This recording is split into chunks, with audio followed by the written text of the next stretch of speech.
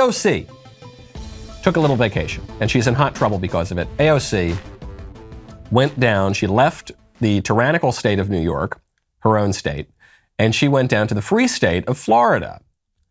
Good old DeSantis land, where you can do what you want and breathe the fresh air and have a nice time.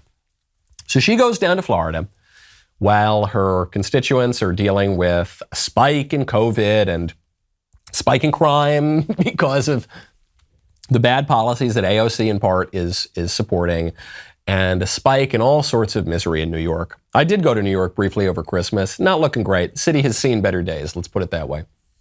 So she abandons them. She goes to Florida on vacation. I don't really begrudge her vacation, but it's a bad look. If you're going to make fun of Ted Cruz for going to Mexico and you're going to castigate him and yell at him over that, then what's good for the goose is good for the gander, AOC. And AOC was leading that charge, screaming at Ted Cruz because he went to a sunny place as there were problems in his own state. And well, AOC did exactly the same thing, and so she got caught, and she's a big old hypocrite, as we all know. And her response was so typical. She said the only reason people were criticizing her is because they want to date her.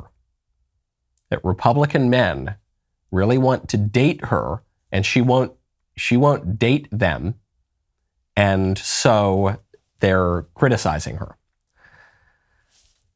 I saw someone on Twitter over the weekend asked if you had a choice, would you rather date AOC or be banished to St. Helena? That's the island that they banished Napoleon to, and that I suggest we banish Dr. Fauci to. Which would you rather be banished to a far-flung island or date AOC? And it was observed by some people that you're only going to get peace and quiet in one of those situations. So choose carefully. Here's AOC's exact words, quote, "If Republicans are mad they can't date me, they can just say that instead of projecting their sexual frustrations onto my boyfriend's feet, you creepy weirdos. It's starting to get old ignoring the very obvious, strange, and deranged sexual frustrations that underpin the Republican fixation on me, women, and LGBT plus people in general." Hold on, the sexual frustrations. So if you're critical of AOC, it's because you want to date her.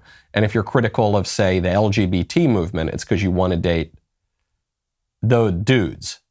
So you must be very sexually confused. If you want to date the transsexuals and the homosexuals and AOC, you want to date all these people. You can't make up your mind, and none of your criticisms are legitimate. She says these people clearly need therapy. They won't do it, and they use politics as their outlet instead. It's really weird. This is the same sort of thing that AOC said about the fake insurrection on January 6th. The greatest threat ever against America, ever in history. She said that she was almost raped on January 6th. She was almost raped by the insurrectionists. And then we found out, actually, she wasn't even in the Capitol. She was in her office building, which was a considerable distance from the Capitol. And the insurrectionists, quote unquote, didn't get anywhere near her office. Actually, it was just a cop who was showing up there just to make sure she was safe, just to protect her. And the thought that she was about to be raped was entirely in her own delusion. It was entirely in her own head. This woman, I want to be really polite about this. I don't want to be rude. This woman has an extremely inflated sense of her own attractiveness. She is not, I don't know, man. I'm just speaking for myself. I don't want to date AOC.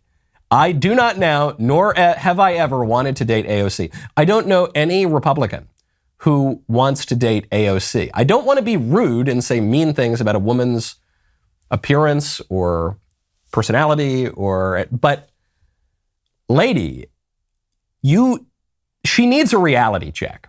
And I suppose that's true in many areas, philosophically, ideologically, politically. The reason that her comment is interesting is not because of just how juvenile it is and how divorced from reality it is, but because it actually is part of the kind of broader left-wing reaction to conservative criticism, which is to reject the legitimacy of any criticism of their political agenda and to pathologize all of it. The left always dismisses conservative criticism of their agenda as the result of some usually sexual mental illness, some kind of pathology. Lionel Trilling said this back in the 20th century. He said that there is no conservative intellectual movement in America. It's just a series of irritable mental gestures. The reason conservatives perhaps object to redefining marriage or our sexual ethic is not because they recognize that the human body has a nature, that our soul and our body have something to do with one another, that the body has a purpose, and that there is a fundamental political building block of society such as the family. We could go on and on and on. It's not because of any reasonable arguments. It's because they're phobes. They're haters. They're ists, the sexists and the racists and the phobes, and that's why it's all irrational. And so what they need is not a vigorous debate to determine how we want to proceed as a society. What they need is not deliberation and persuasion. What they need is therapy. What they need is to go be put on some drugs, or what they need is to go just be brainwashed. They need to be ostracized from society.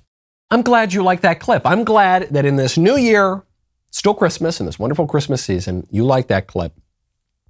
Go check out the whole show by ringing the bell, subscribing, heading on over to your favorite audio podcast platform, Apple Podcasts, Spotify, Stitcher, Google Play, wherever you get your podcasts.